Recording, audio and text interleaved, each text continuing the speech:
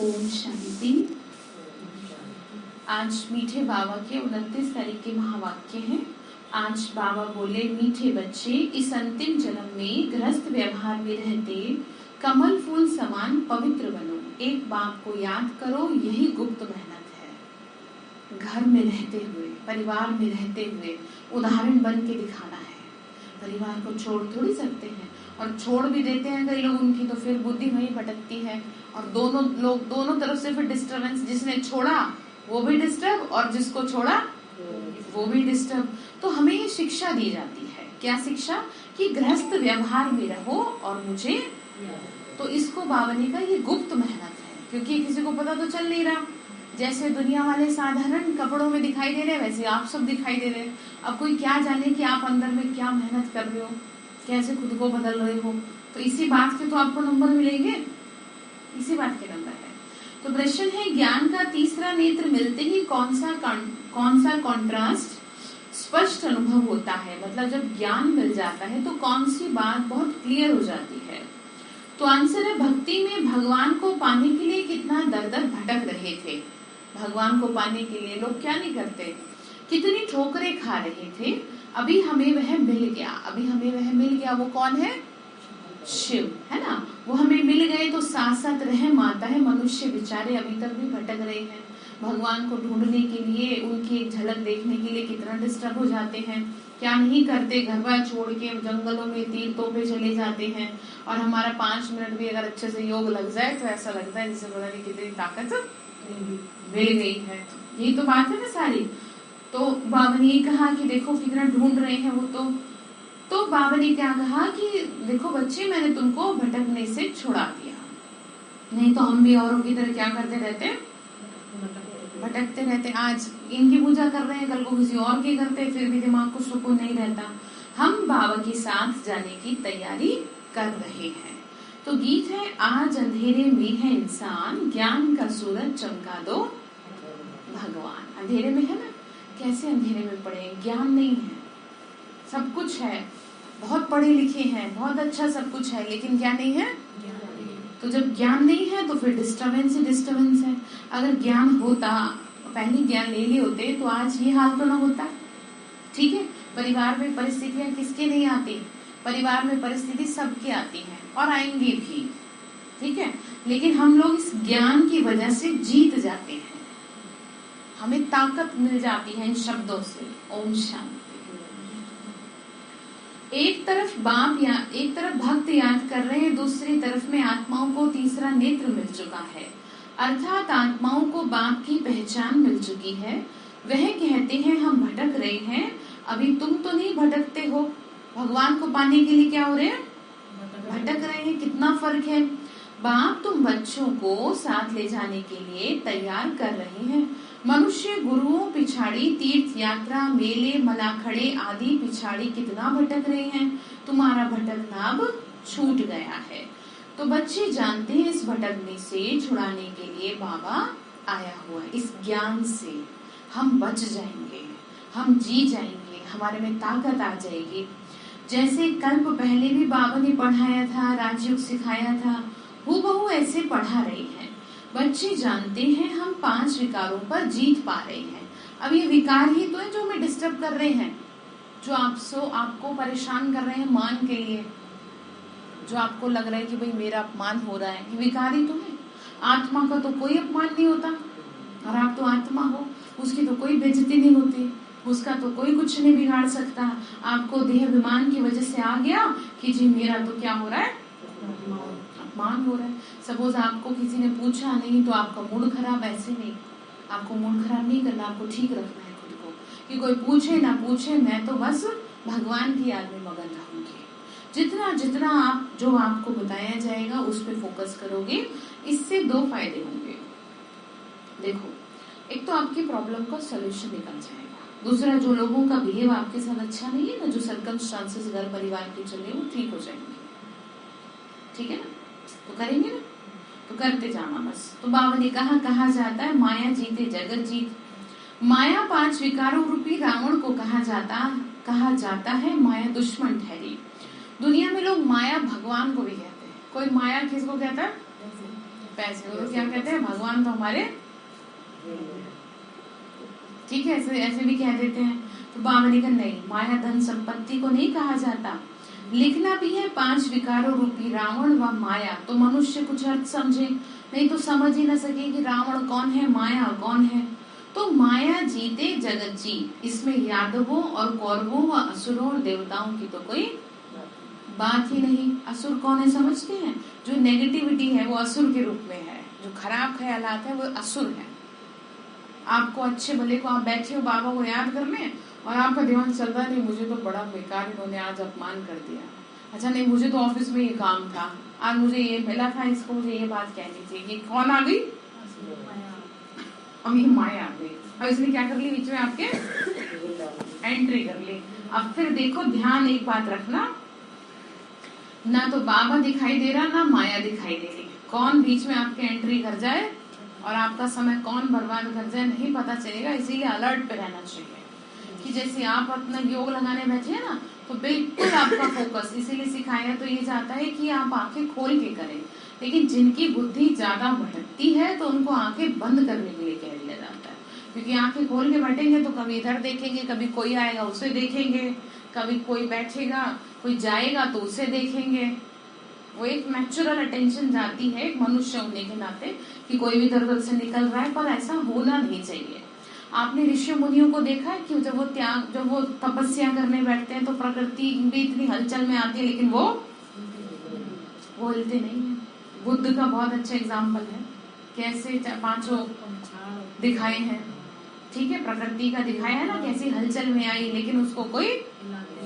तो आपको भी तो तपस्वी आत्मा बनना है कि चाहे कुछ भी होता रहे। मधुबन में जब बाबा आते थे तब आप इस चीज को देख सकते हैं, फॉरेनर्स के साथ उनकी बुद्धि नहीं भटक सकती बिल्कुल भी, और जो भारतवासी हैं उनकी तो फिर वही है ना कि जिसे सहज मिल जाता है उसे उस चीज की परवाह नहीं होती। तो इसलिए भारतवासियों को क्या है, सहज मिल गया तो उतना परवाह नहीं करते, बस एक दूसरे को देखते रहते हैं। ये बुरी बात है। जब आप यहाँ बैठे हैं आपकी बुद्धि कहीं नहीं भटकनी चाहिए। बाबा के घर में भी जाएंगे ना, मधुबन भी जाएंगे तो कौन उठ रहा है कौन नहीं उठ रहा, हालांकि अब तो उतने लोग नहीं होंगे, लेकिन फिर भी अगर बाबा सामने बैठा है, आप योग करने बैठे हैं, तो आपका ना अपनी कर्मेंद्रियों पे कंट्रोल होता है। आपकी आंखों पे आपका कितना कंट्रोल है, जैसे बेचैनी हो जाती है देखने के लिए, देखे तो सही कौन आया है ठीक है, फिर ये क्या है, कंट्रोल रखो, यहीं से तो सीखेंगे। या बेचैनी हो जाती है पैरों में, ये माया आपको आएगी किसी न किसी रूप में परेशान डिस्टर्ब करने, क्योंकि एक बार अगर बुद्धि हट गई तो हट गई। फोन से हट गई, फोन से, ये फोन के थ्रू लग रहा था योग, फोन में फोन वो आ गया, किसी का फोन आ गया या कुछ बात हो गई तो बस हट गई। तो मजबूती लानी पड़ेगी। क्या कह रहे हो?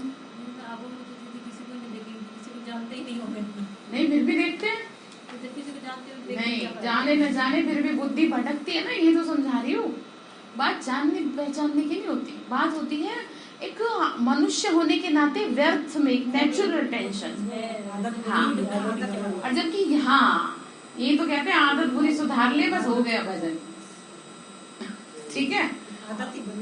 और वहाँ तो कोई ऐसा कोई फैशन शो भी नहीं कि किसी की साड़ी देखेंगे किसी का कुछ देखेंगे कि भाई वहाँ तो सभी वाइट में है, और अब तो मास्क लगे रहते हैं, किसी का कुछ पता ही नहीं चलेगा। तो सोचो आपको कितना अपने पे कंट्रोल रखना है। ये आपको क्यों करा रही हूँ कि आप आने वाले टाइम के लिए तैयार हो जाओ। आप जब अपनी 5 कर्मेंद्रियों को जीत लेंगे ना तो दुनिया में सहज हो जाएगा आपके लिए सब कुछ, क्योंकि जिसका खुद पे कंट्रोल नहीं। इसे राजयोग क्यों कहा है? इसे राजयोग इसीलिए कहा है कि सबसे पहले हम क्या करते हैं, अपने पे राज करते हैं, हमें खुद पे राज करना है। आपका अपने पे राज नहीं है, आपका अपने मन पे राज नहीं है, तो आप घर को कैसे चलाओगे, परिवार को कैसे चलाओगे? आप चाहते हो कि सब आपके अंडर में चले, आप खुद तो अपने अंडर में हो नहीं, आपके इमोशंस तो आपके कंट्रोल में है नहीं। जहाँ पे नहीं इमोशंस दिखाने चाहिए वहां आपकी भावनाओं में आप ऐसे बह जाते हो जैसे बस आप ही ममता की मूर्त हो, बाकी कोई नहीं है। ऐसे नहीं होना चाहिए। जैसे एग्जांपल दिया था ना कि माँ क्या करेगी, बच्चे को पहले तो मार देगी गलती पे और फिर बाद में खुद ही रोएगी। तो इसका मतलब क्या है इसका मतलब ये है कि उसका उसकी भावनाओं पे कंट्रोल है। इसलिए तो फिर बच्चे बिगड़ जाते हैं, इसीलिए बिगड़ जाते हैं। ठीक है, तो अपनी भावनाओं पे कंट्रोल रखेंगे ना, भावनाओं पे कंट्रोल। ठीक है, आपको अपनी भावनाएं भगवान के लिए रखनी है। वो आपसे कहता है मेरे से जुड़ते जाओ, क्योंकि अगर आप उससे जुड़ते जाएंगे तो मजबूत होते जाएंगे। और लोगों से जुड़ने की कोशिश करेंगे, लोगों से प्यार पाने की कोशिश करेंगे, तो जो थोड़ा बहुत है भी ना आप सही सलामत वो भी टूट जाओगे। और ये नहीं पता कि कितनी बुरी तरह टूटो। एक तो होता है कि भाई ठीक है टूट गए, एक होता है कि बिल्कुल ही ऐसे टूट गए कि अब वापस आप नहीं जुड़ सकते। और लोग आपको तोड़ने के लिए तैयार हैं, इसीलिए अपने मन की भावनाएं किसी के साथ भी शेयर ना करें। किसके साथ शेयर करनी है आपको? उसके साथ शेयर करनी है। भगवान से जुड़ना है। ये नहीं कह रहे आपको सब छोड़ छाड़ दो, लेकिन मन को जोड़ के रखो। ठीक है, तो बाबा बोल रहे बच्चे तो तुमको राजयोग सिखाया था ना कल पहले, हूबहू ऐसे पढ़ा रहे हैं। बच्चे जानते हैं हम 5 विकारों पर जीत पा रहे हैं। बाबा ने कहा कि बच्चे विकारों का भी बाबा ने बता दिया कि कैसे कैसे, मतलब कौन है विकार, माया कौन है। बाबा कह रहे गाया जाता है ना, योग बल से माया रावण पर जीत पाने से आप क्या बन जाएंगे? जगज्जीत। ये तो बच्चों को समझाया है ना। तो याद से ही पाप कटेंगे और कोई उपाय नहीं है। जितना जितना आप मेडिटेशन करेंगे, जितना जितना बुद्धि बाबा में लगाएंगे, उतना उतना आपके जीवन में खुशियां बढ़ती जाएंगी। ठीक है जी, यहीं पर है ना। जितना जितना आप मेडिटेशन करेंगे, उतना उतना आपका मन शांत भी रहेगा, खुश भी रहेगा। हम लोगों को खुश होने के लिए किसी फेस्टिवल की, किसी ओकेजन की जरूरत नहीं पड़ती। हम हर दिन अपनी खुशियों को सेलिब्रेट करते हैं। हमारे लिए हर दिन त्योहार है। ठीक है, क्योंकि हर दिन कौन मिलता है हमसे? भगवान मिलता है। रोज हमें सुबह सवेरे आता है हमारे को, हम सबसे पहले उसको देखते हैं। इस दुनिया में लोग कह देते ना आज पता नहीं किसका मुंह देख लिया जो हमारा दिन खराब हो गया। हम तो किसका मुख देखते हैं? इसीलिए आपको सिखाया है मैंने कि जैसे आपकी आंख खुली, बिल्कुल अपनी आंखों के सामने क्या लगा लो? ज्योति बिंदु लगा लो। मधुबन से आप लोग खरीद लेना। अपने दरवाजे, अपने गेट के बाहर भी वो आपका सेफ्टी का साधन है। जैसे यहाँ लगी हुई है, आपने देखा ना। आप बहने ना इधर आ जाओ, कुर्सी ला दो बेबी। ठीक है, आप समझ रहे? ये क्या रहेगा? सेफ्टी का साधन रहेगा। सेफ्टी का साधन समझ गए? ये एक ऐसी एनर्जी क्रिएट करती है लाइट कि जिससे क्या है, जो नेगेटिविटी है और जो इविल सोल्स हैं, उनका प्रभाव दूर रहता है। ठीक है, तो इसीलिए आप अपने घर में ऐसी जगह लगा ले कि जो आपकी सबसे पहले आंख खुलते कौन दिखे आपको? आपको भगवान दिखे। हम सुबह सवेरे उठते सबसे पहले भगवान से मिलते हैं, तभी तो हम इतने खुश हैं। अब आप देखें यहाँ पे सबके चेहरे कितने खुश हैं अंदर से। आपको क्या लगता है इनके साथ जीवन में समस्या नहीं है? आपसे भी ज्यादा भयंकर समस्याएं होंगी सबकी लाइफ में, लेकिन रोज किससे मिल लेते हैं? बाबा से मिल लेते हैं। ठीक है, आप इधर आ जाओ, है ना। वो ना भाइयों की लाइन है, तो आगे से बहनों की लाइन ये है, वो भाइयों की लाइन है। तो क्या कहा, ध्यान रखेंगे इन बातों का। बाबा ने कहा मुझे याद करेंगे तो पाप कटेंगे। बाबा बोल रहे बच्चे विक्रम विनाश होंगे ना तभी तो पतित पावन बाप आए हैं पावन बनाने, तो फिर हम विक्रम क्यों करें? अपनी संभाल करनी है। आपको अपना टीचर खुद ही बनना है। ठीक है, 3 मिनट के लिए साइलेंस। क्या करना होगा? मुझे याद करना होगा, तभी क्या होंगे? पाप आपके कटेंगे। और आपको अपनी संभाल स्वयं करनी है। बुद्धि तो मनुष्यों को है ना, इसमें और कुछ लड़ने आदि की तो बात है ही नहीं। अब आपको समझ मिली है ना, आपको सब समझ है क्या सही और क्या गलत है। लेकिन बुद्धि खराब होने की वजह से ये नहीं समझ में आता। कहते ना बुद्धि खराब हो जाती है तो नहीं समझ में आता।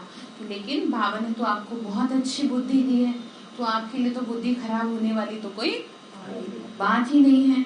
बाबा कह रहे बच्चे सिर्फ 5 विकारों को जीतने के लिए याद करना है बस मुझे। हाँ, इसमें मेहनत लगती है, टाइम लगता है। माया दीवा बुझाने के लिए घड़ी घड़ी तूफान लाती है। समझ गए? दीवा कौन सा? आत्मा का दिया। अच्छे भले खुश है और 1 मिनट में कोई ना कोई बात ऐसी आ जाएगी जो आपको क्या कर देगी? ध्यान रखना है, जब भी कोई बात आ रही, चाहे परिवार से आए, चाहे बच्चों से आए, चाहे पड़ोसियों से आए, चाहे रिश्तेदारी से आए, चाहे अपने शरीर से आए, वो कौन आ रही है? माया आ रही है। वो माया आ रही है आपको डिस्टर्ब करने के लिए आ रही है, आपकी खुशी छीनने के लिए आ रही है। इसीलिए आपको क्या हो जाना चाहिए, अलर्ट हो जाना चाहिए। बाबा कह रहे बच्चे वहाँ है ही देवताओं का राज्य, असुर कोई होता नहीं। हम हैं ब्राह्मण ब्रह्मा मुखवंशावली, जो ब्राह्मण कुल के हैं वही अपने को ब्राह्मण समझते हैं। रूहानी बाप हम रूहों को बैठ ज्ञान दे रहे हैं। ज्ञान सागर पतित पावन सदगति दाता कौन है, परमात्मा है, शिव बाबा है। तो तुम बच्चों को बहुत खुशी होनी चाहिए।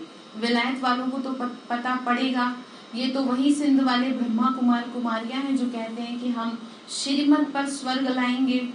किसकी श्रीमत है यहाँ पर, भगवान की, शिव बाबा की, हमारी थोड़ी श्रीमत है, शिव बाबा। हाँ, और ये देखो आप सोचो जरा, इन बातों पे ना विचार किया करो कि ऐसी श्रीमत इतनी स्ट्रॉन्ग कि इतनी करोड़ आत्माओं को एक साथ चला रही है, और किसी का आज तक एक संकल्प भी नहीं उठा कि ये बात ऐसे नहीं ऐसे क्यों है। तो सोचो किसी साधु महात्मा में ऐसी ताकत है कि जो इतने लोगों को एक साथ चला दे, और उसमें भी सबसे ज्यादा यंगस्टर्स, जो कि दुनिया के लिए कहा जाता है कि वो तो सबसे ज्यादा तूफानी आत्माएं होती हैं वो तो लड़ाई झगड़े वाली आत्माएं होती हैं। और बाबा के घर में सबसे ज्यादा आपको जो योगी आत्माएं दिखेंगे वो कुमार कुमारी दिखेंगे। ठीक है, तो सोचो भगवान का कितना छत्र छाया है कि जो उसने अपने कंट्रोल में सब कुछ कर रखा है। नहीं तो सबसे ज्यादा जो माया का जोर होता है वो उन्हीं पे होता है ना, स्टूडेंट्स पे होता है, जो कम एज के होते हैं उन पे होता है। तो इसी एज में तो गलतियां कर देते, पाप कर बैठते हैं। तो बाबा अपनी छत्र छाया में उन्हें ले लेता है कि इससे पहले कि ये पाप आत्मा बने, मैंने क्या बना दूं, पुण्य आत्मा बना दूं। पसंद आ गई ना। तो किसी ने गीत भी बड़ा अच्छा गाया था कि हमें इस बात की बेहद खुशी है कि हम किसको पसंद आ गए, भगवान को पसंद आ गए। दुनिया में लोग एक दूसरे को पसंद करते हैं, और हमको किसने पसंद कर लिया, भगवान ने कर लिया। तो बाबा ने कहा कल्प कल्प बाप ही आकर युक्ति बताते हैं। बाप है गुप्त, किसी को भी पता नहीं पड़ता। अब देखने में तो दिखाई दे नहीं रहा यहाँ, अब यहाँ कोई दिख रहा है आपको ऐसे, वो तो अपना काम चुपचाप कर रहा है। आपके सर के ऊपर छत्र बन गया है, ठीक है, आपके सर के ऊपर लाल रंग की किरणों का एक छत्र बन गया है, दिख इन आंखों से नहीं दिख सकता, तो किसी को भी पता नहीं पड़ता। बाबा ने कहा कितने ढेर मनुष्यों को समझाते हैं, क्या कह रहे हैं, कितने ढेर मनुष्यों को समझाते, कितनी आत्माएं आती है सोचो। फिर भी कोटों में भी कोई समझते हैं। अब ये रामलीला जो ग्राउंड है शाहदरा में, अब यहाँ प्रोग्राम अभी कोविड से तो हो नहीं रहे, कितने लोगों का उद्धार होता है। दिल्ली में लाल किला पर तरह तरह के सेशन चलते हैं, कितना कुछ होता है, लेकिन निकलने वाले तो बहुत कम निकलते, मुट्ठी भर। अब यहाँ मुट्ठी भर आत्माएं हैं, क्योंकि स्वर्ग में जाने वाली आत्माएं भी कितनी होंगी, मुट्ठी भरी होंगी, कमी होंगी ना। तो इसीलिए बाबा कह रहे, फिर कह रहे देखो तुम बच्चे अब समझते हो ना हमारा ऑलराउंड पार्ट है। तो बाबा ने समझाया है तुम ही राज्य लेते हो और कोई ले न सके, सिवाय तुम भारतवासियों के जो अभी अपने को हिंदू कहलाते हैं, आदमशुमारी में भी हिंदू लिख देते हैं। हम भल कुछ भी नाम दे, वास्तव में तो है किसके, देवी देवता धर्म के ही। क्यों आप लोगों का मन, देखो आप इसको ऐसे समझो कि जैसे दो भाई क्रोधवश आपस में भले ही झगड़ा कर ले, लेकिन भले ही अभिमानवश वो एक दूसरे को सॉरी ना बोले, लेकिन फील जरूर करेंगे कि हमने गलत किया। क्यों फील हो रहा है आपको ये देखो, आप ध्यान से समझना, पाकिस्तान में रहने वाले लोगों को ये फील नहीं होता, यहीं के लोगों को क्यों हो रहा है, क्योंकि भारत ही स्वर्ग था। आप में जो गुण है ना वो कूट कूट के भरे हुए हैं। बस दिक्कत ये हो रही है कि आपको ना रियलाइज नहीं करा पा रहे हो, आप खुद को याद नहीं दिला पा रहे हो कि मैं तो देवकुल की आत्मा हूँ। तभी तो हमें अपनी छोटी छोटी गलती फील होती है। दुनिया में लोग कितना बड़ा बड़ा कांड कर देते हैं, उन्हें तब नहीं लगता कि हमने कुछ गलत किया, नहीं। और हम तो जरा सा किसी को कुछ बोल दें तो हमें लगता है कि हमने, तो सोचो आप कितनी महान आत्माएं हो। तो इसीलिए ना ये ऐसा नहीं करना चाहिए। हाँ, तो आप देवकुल की, ठीक है, आप देवकुल की महान आत्मा हो, इस बात को भूलो मत। भगवान ने आपको चुना है, तभी तो यहाँ आप बैठे हो। बाकी लोग क्यों नहीं बैठे, क्योंकि वो विशेषताएं उनमें नहीं है जो भगवान को अपनी तरफ क्या कर सके। तो बात आपको समझ में बिल्कुल भी नहीं आ रही? बहुत अच्छे से आ रही है ना? बुद्धि यही है ना, किसी की बुद्धि बाहर ना चली जाए दरवाजे से, आप समझ लो। और अगर बाहर गई, हाँ अभी यहाँ दरवाजे में ताला लगा देना कि कोई जितनी देर यहाँ आए उतनी देर यहीं रहनी चाहिए, ठीक है? आपकी बुद्धि यही है ना, मन को यही रखना है। ये भगवान शिव के महावाक्य हैं जो हम सुन रहे हैं, वो हमसे इस लेटर के थ्रू बात कर रहे हैं। जैसे जैसे आपका कोर्स होगा ना, आपको चीजें समझ में आएंगी।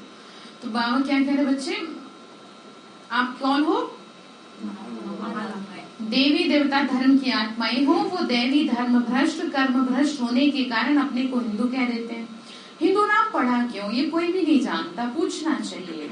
भला ये तो बताओ कि स्थापन किसने किया? ये तो हिंदुस्तान का नाम है, कोई बता नहीं सकेंगे। तुम बच्चे जानते हो हम ब्राह्मण देवता क्षत्रिय धर्म की स्थापना हो रही, कहते हैं ब्राह्मण देवी देवताएं नमः। ब्राह्मण है सर्वोत्तम नंबर 1। वास्तव में स्वर्ग सतयुग को कहा जाता है, रामचंद्र के राज्य को स्वर्ग नहीं कहा जाता। उन्होंने क्या सोचा कि वही है राम राज्य, अर्थात कि रामचंद्र का जब राज्य था, रामचंद्र के राज्य मतलब त्रेता युग। लेकिन वास्तव में जो राम राज्य कहा गया वो किसे कहा गया? सतयुग को। वेरी गुड, सतयुग को। बाबा ने कहा अभी तुमको ही समझाना है, अभी तुमको स्वर्ग में जाने के लिए क्या करना है? पवित्र तो जरूर रहना ही है। बाबा कहते बच्चे काम महाशत्रु है, इस पे जीत पाके तुमको पवित्र रहना है। इसीलिए कमल फूल निशानी भी दिखाई है। कमल का फूल है ना, कीचड़ में खिला रहता है, तो ठीक इसी तरीके से ये दुनिया क्या है? कीचड़। और जो आपका गृहस्थ जीवन है वो क्या है? कमल का फूल है। रहना दुनिया में ही है, लेकिन उस पे क्या ना लगे? कीचड़ ना लग जाए। कीचड़ किसके? विकारों की, ठीक है? विकारों की कीचड़ न लगे आपके गृहस्थ आश्रम पे, आपके गृहस्थ धर्म पे या घर गृहस्थ में। नहीं तो क्या होगा फिर? फूल जो है वो मुरझा जाएगा, फिर वो दूसरों को अट्रैक्ट नहीं कर पाएगा। मुरझाया हो फूल किसी को अच्छा लगता है क्या? कोई देखता भी नहीं उसकी तरफ, कहेंगे ये अच्छा ही लग रहा। ऐसे आपकी तरफ नहीं देखेगा फिर कोई कि ये कैसे हो रहे बताओ, नहीं कह देंगे आपको कि आपका तो घर ही ठीक नहीं है, आपका तो आपस का ही सब कुछ ठीक नहीं है, तो आप क्या किसी दूसरे का भला करेंगे, है ना? तो इसलिए क्या करेंगे, अपने घर पे क्या नहीं लगने देंगे? जिस दुनिया में लोग कहते हैं कीचड़ नहीं लगने देंगे अपने घर में बुरी नजर नहीं लगने देंगे। किसकी? विकारों की, विकारों की, काम क्रोध। हाँ वेरी गुड, विकारों की नजर से दूर रखना उसे, इस बात का पूरा पूरा ध्यान रखना है। तभी तो आपके घर को देख के, आप दोनों के संबंध को देख के दुनिया अट्रैक्ट होगी। आप लोगों का आपस में अपने घर वालों के साथ जो प्यार होगा, जो आपके अंग संग हैं, रहते हैं, आपको 24 घंटे आपको देखते हैं, वो कहेंगे अरे तो बड़े प्यार से रहते हैं, कैसे रह लेते हो आप? बच्चे तो आपके घर में भी, बच्चे हमारे घर में भी, हम तो बहुत डिस्टर्ब है। फिर आप उन्हें बताओगे तो ये क्या हो गई? ये सेवा हो गई बस। और इस बात के आपको नंबर मिल गए कर भला तो ओ भला, जीवन के जीने की यही है कला। तो करेंगे ना ऐसी सेवा, उदाहरण बनेंगे ना। अपने घर परिवार को इतना प्यार हो आपका बच्चों के प्रति, परिवार में, कि जो दूसरे लोग ना पूछने के लिए क्या हो जाए? बेचैन हो जाए कि भाई कैसे ऐसे। कोविड में सबके चेहरे उतरे, सब हाय मरी करे, आपको नहीं सुना कभी हाय हाय करते हुए? क्यों करें हम हाय? हमारे को तो बाय बाय करने वाला बाबा बैठा हम क्यों करें हाय? ठीक है। तो बाबा ने कहा गृहस्थ व्यवहार में तुमको रह कर कैसे रहना है।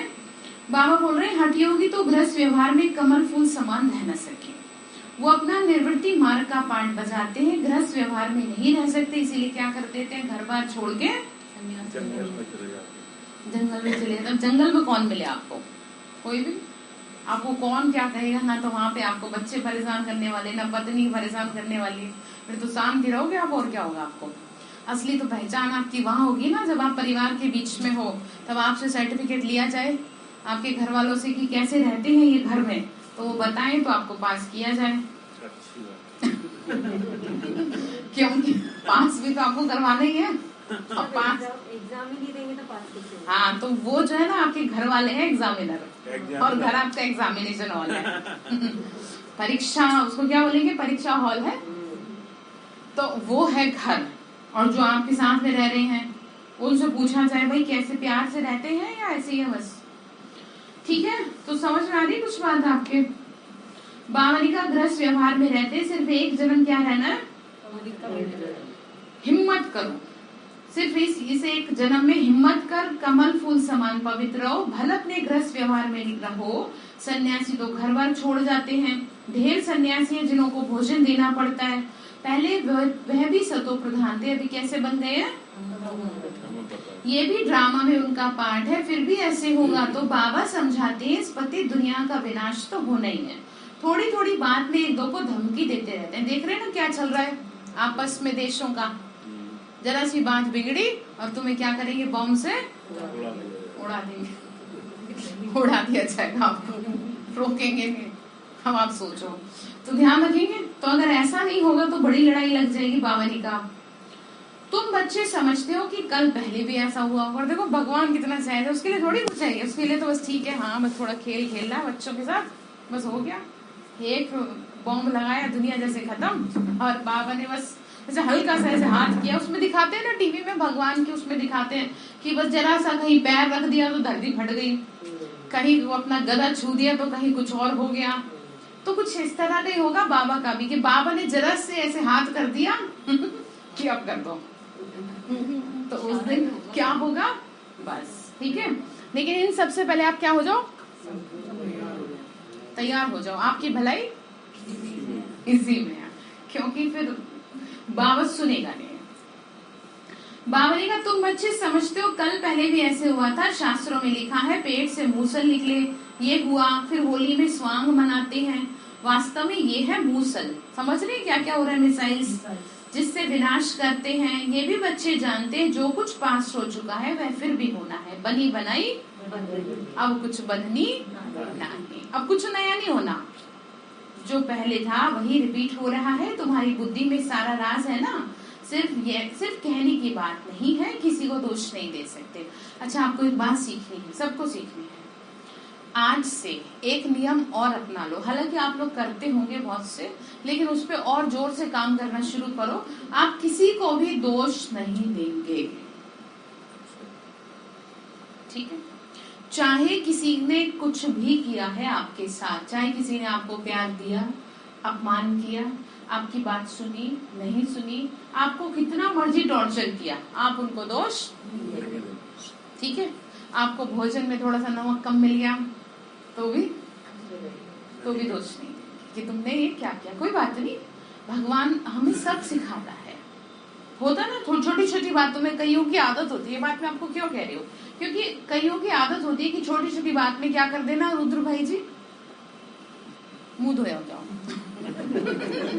छोटी छोटी बात में क्या कर देना, दोष दे देना कि तुम अगर सही से रहते तो आज ऐसा ना होता, तुमने ढंग से खाना खा लिया होता तो लड़ाई ना होती। कई बार खाने के टाइम में लड़ाई हो जाती है, तो आप चुप लगा जाओ। छोटी छोटी बातें आपको यहीं से सीखनी, क्योंकि स्वर्ग में आपको कुछ नहीं सिखाया जाएगा, यहीं से सिखाया जाएगा। तो आप समझ गए, तो देंगे किसी को दोष नहीं। आज क्या था, मैं तो जाके सब्जी में नमक था।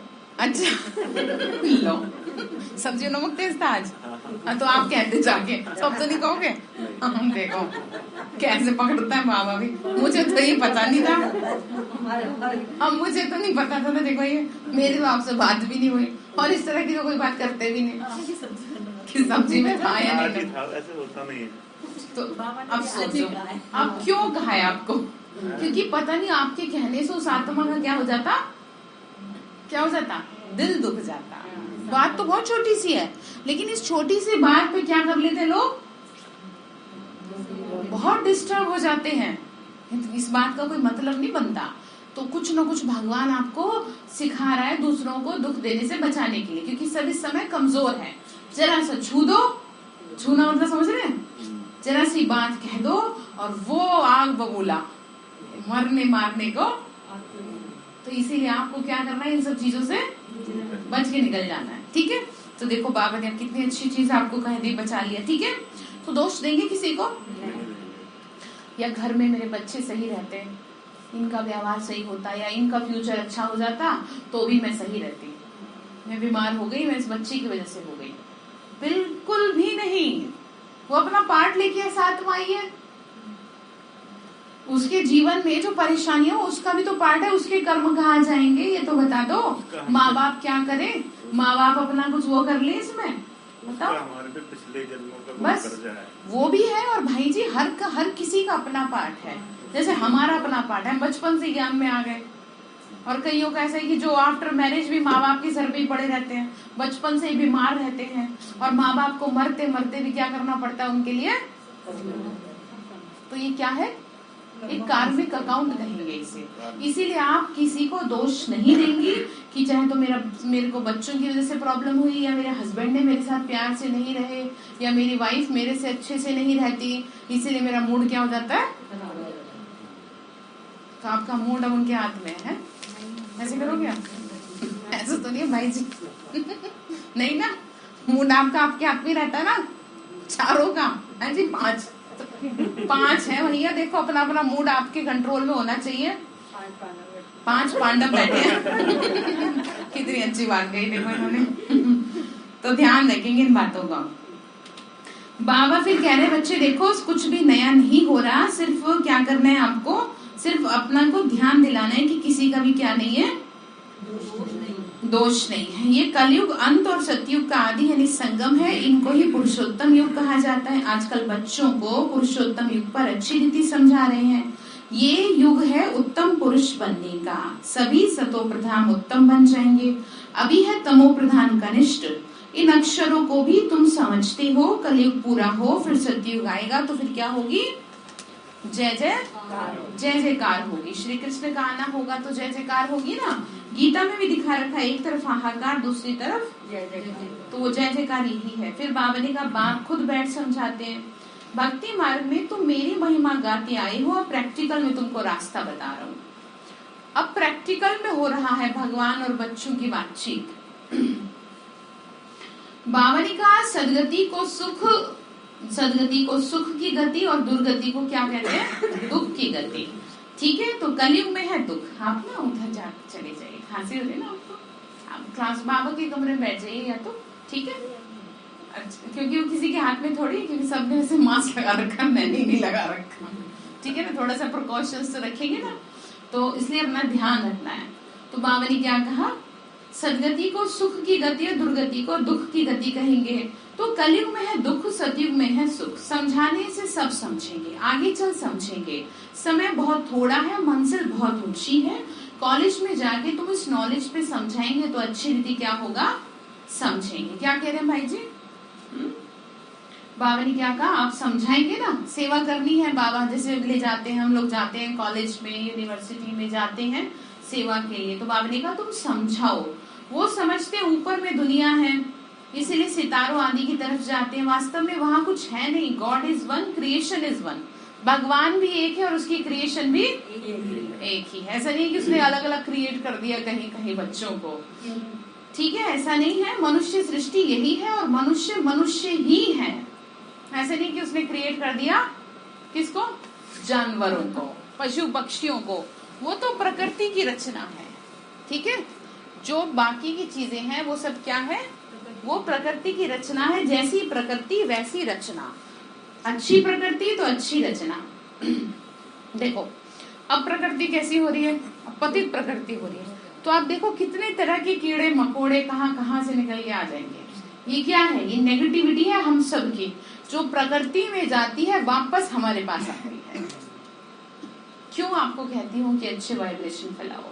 मधुबन में आप ये चीज देख सकते हैं कि वहां पर दुनिया में ही है, वो भी है तो एक तरह से संगम पे, कितने बड़े लेवल पे है, लेकिन कहीं भी आपको क्या नहीं दिख सकते, कोई कीड़ा मकोड़ा, कोई मच्छर मक्खी, कोई किसी तरह की कोई गंदगी आपको।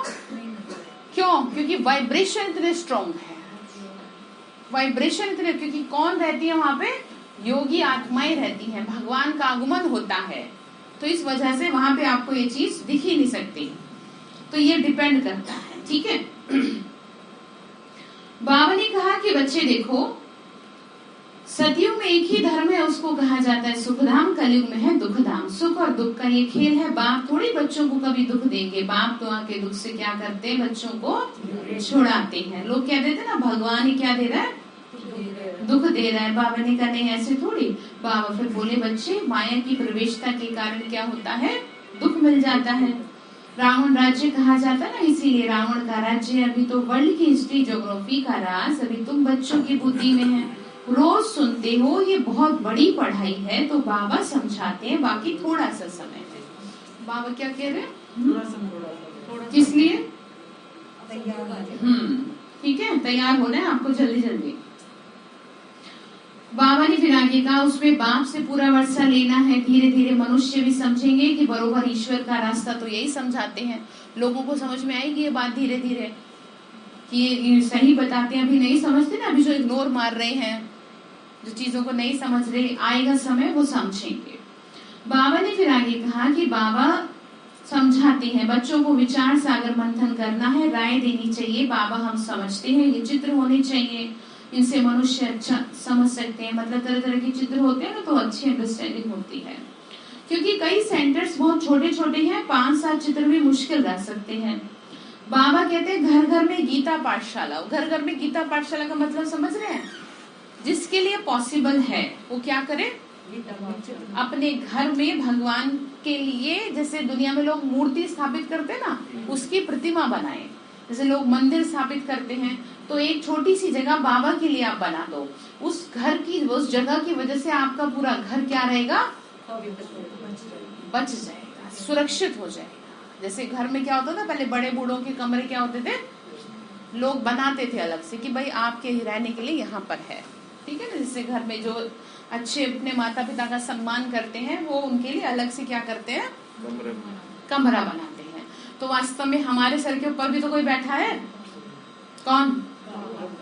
तो हमें उसको भी तो जगह देनी चाहिए, नहीं देनी चाहिए? तो कोशिश करनी चाहिए। मैं ये नहीं कह रही आप कमरा बनाओ, कम से कम इतनी जगह तो दे ही दो, मंदिर जितनी, छोटा सा एक कोना तो दे ही दो भगवान को।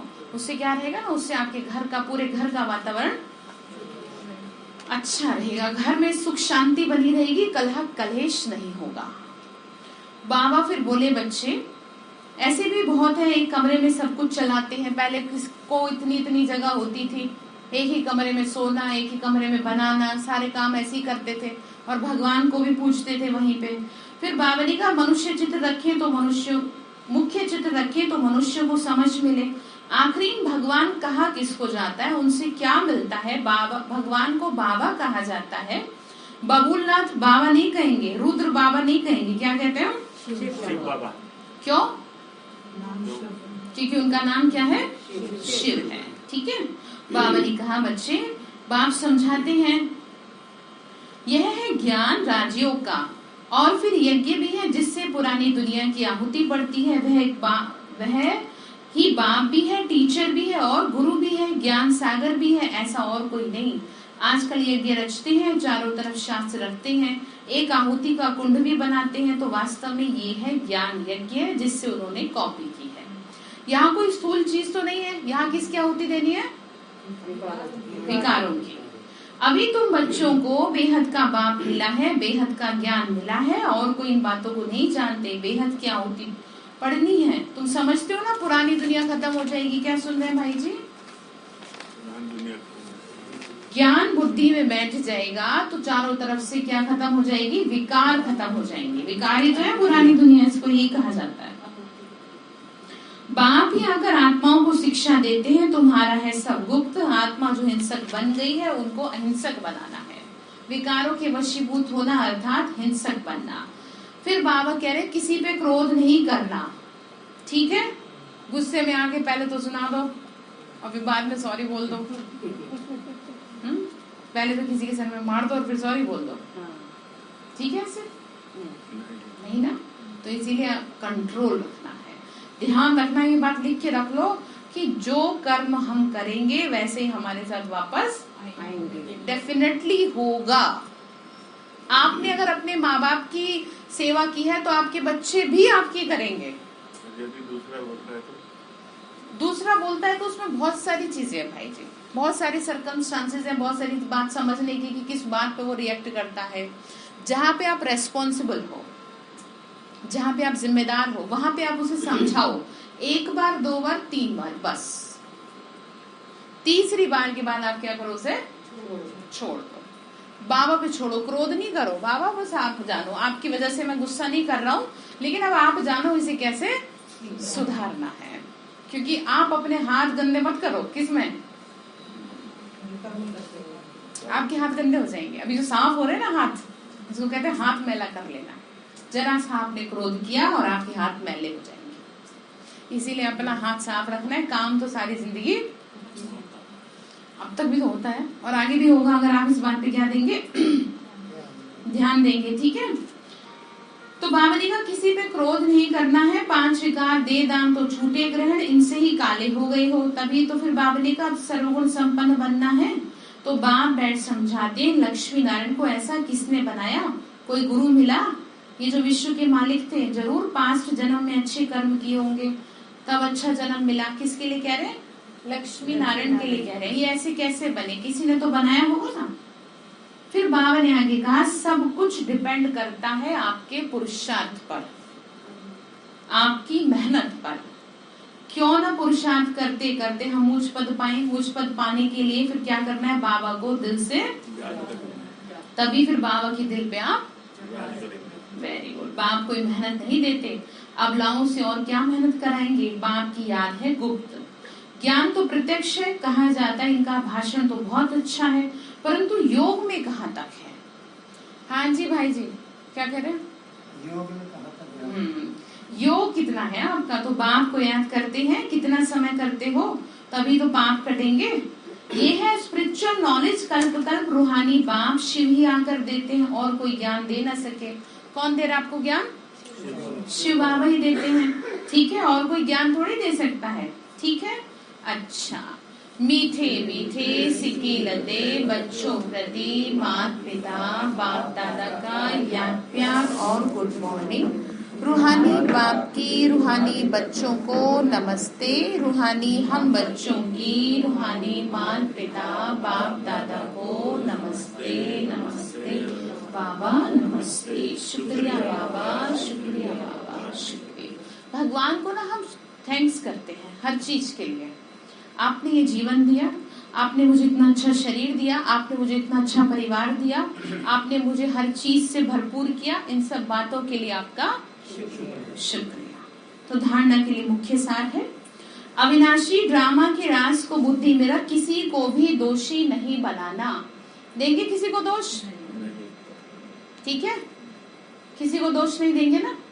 बाबा ने फिर कहा पुरुषोत्तम बनने की मेहनत करनी है। उत्तम से उत्तम जितना अच्छा बन सकते हो। आपके पास मुश्किल से ये 10-20 क्या है? मुश्किल से। ठीक है, तो इस थोड़े समय में क्या कर लेना? बाबा से क्या कर लेना? पूरा वर्षा ले लेना है। डबल अहिंसक बनने के लिए कभी किसी पे क्रोध नहीं करना। विकारों का दान दे करके संपूर्ण सर्वगुण संपन्न बनने का पुरुषार्थ करना है। वरदान दिया बाबा ने, विश्व परिवर्तन के श्रेष्ठ कार्य में अपनी अंगुली देने वाले महान सो निर्माण भव। ये क्या चल रहा है? ये विश्व परिवर्तन का कार्य चल रहा है इस संस्था में। किसी एक को परिवर्तन नहीं कर रहे, विश्व परिवर्तन हो रहा है। तभी तो विदेशों में भी बाबा की सेवा इतनी ज्यादा हो रही है, 140 देशों में। ठीक है, अभी तो और भी हो गए होंगे। तो कितना ये क्या हो रहा है सभी की आत्माओं के लिए। तो आपसे जो बनता है, जैसे बनता है, जितना बनता है, आप क्या करें? सहयोग करें। चाहे आपसे तन से सहयोग बनता है, आप तन से सेवा कर सकते हैं, आप मन से सेवा कर सकते हैं, आप धन से सेवा कर सकते हैं, आप जन से सेवा कर सकते हैं। जन समझ रहे हैं कि जिनके बच्चे ज्ञान में चलना चाहें, भगवान की सेवा पे राह पे चलना चाहें, तो आप ये भी सेवा ही है। माँ बाप के, हमारे पेरेंट्स ने भी तो ये सेवा ही तो करी कि जो हमको क्या कर दिया, भगवान की सेवा में सेवा करने की छुट्टी दे दी, परमिशन दे दी। नहीं तो सबसे पहला हक तो किसका है? उन्हीं का है ना। तो अगर आप ऐसा करते हैं तो ये तो बहुत बड़ी सेवा है। ठीक है, तो चारों में से कोई तो सेवा करो किसी तरह। तो भगवान को आप क्या करो? सहयोग दो। तो बाबा ने कहा तो बहुत अच्छा निर्माण होगा। बाबा ने कहा जैसे कोई स्थूल चीज बनाते हैं तो उसमें सब चीजें डालते हैं। कोई साधारण मीठा या नमक भी कम हो तो बढ़िया चीज भी खाने योग्य नहीं बन सकती। ध्यान से समझना, ऐसे ही विश्व परिवर्तन के श्रेष्ठ कार्य के लिए हर एक रत्न की आवश्यकता है। सबकी अंगुली चाहिए, किसी में कोई विशेषता, किसी में कोई विशेषता, आप सबकी भगवान को बेहद जरूरत है। आपका मन उसे बहुत पसंद आया, इसीलिए वो कहता है कि अब मुझे तुम क्या करो, मदद करो। उसमें दिखाया ना कि वो सहयोग की शक्ति में दिखाया कि एक एक उंगली सबने दी है। एक एक उंगली से मतलब अपना, हाँ नहीं सही, उसमें दिखाते हैं जब कोर्स कराते हैं ना तो उसमें 8 शक्ति दिखाते हैं। तो उसमें 8 शक्तियों को एक पहाड़ से दिखाते हैं, एक एक उंगली के पहाड़ से। एक एक उंगली सब लगाते हैं तो वो पहाड़ भी, तो ये इस पहाड़ को भी उठाना है ना, कौन सा पहाड़, हम इसे भी उठाएंगे, इसे भगाएंगे और सोने का पहाड़ लाएंगे, ठीक है। तो बाबा ने कहा उंगली चाहिए। सब अपनी अपनी रीति में बहुत बहुत आवश्यक श्रेष्ठ महारत है। देखो यही बात है कि जो जिस प्रोफेशन में है, जिससे जैसे सेवा होती है, वो बहुत क्या है, आवश्यक है, बहुत जरूरी है। इसीलिए अपने कार्य की श्रेष्ठता के मूल्य को जानो। सब महान आत्माएं हो तो कौन हो, लेकिन जितने महान हो उतने निर्माण भी बनो। अब महान का मतलब ये नहीं आप में एटीट्यूड लगी झलके, मैं तो महान हूँ, मैं क्यों बोलूं तुमसे हैं?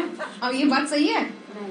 जो जितना महान होगा ना, जो आपने देखा, जो जितने, जैसे अब आप देख लो, हम किस किस से मिलने गए, सब ने कैसे हाथ जोड़ करके हमारे को सम्मान दिया। नहीं तो उन्हें क्या जरूरत थी हमारे आगे झुकने की, हाथ जोड़ने की, तो, है ना? आप तो बहुत ऊंचे। हाँ, तो सोचो, तो ये क्या है, ये महानता की निशानी है। और जो कुछ नहीं होता है तो वो पेड़ कैसा रहता है, सीधा एकदम खड़ा रहता है। और जो फलों से लदा होता है वो, तो हम फलों से लदे हुए हैं। कौन से फल है हमारे पास, ज्ञान के गुणों, ठीक है। तो घमंड में तो नहीं रहोगे। तो बाबा ने कहा लेकिन जितने महान हो उतने निर्माण भी। मतलब स्लोगन है, अपनी नेचर को इतना इजी बनाओ तो जो सब कार्य इजी हो जाएंगे। इजी नेचर, कोई बोले तो ठीक, कोई ना बोले तो ठीक, जो मिल जाए वो खा लिया, जो जिसके साथ जैसी बात हो गई कोई बात नहीं, सब बातों में खुश। ऐसा इंसान कभी मार नहीं खाता जीवन में। और जैसे हर बात में समस्या है, उसे तो सारे दिन यही टेंशन रहेगी कि आज मेरे साथ ये हो गया, आज मेरे साथ वो हो गया, अब बस, ठीक है। क्या समझ में आया फिर?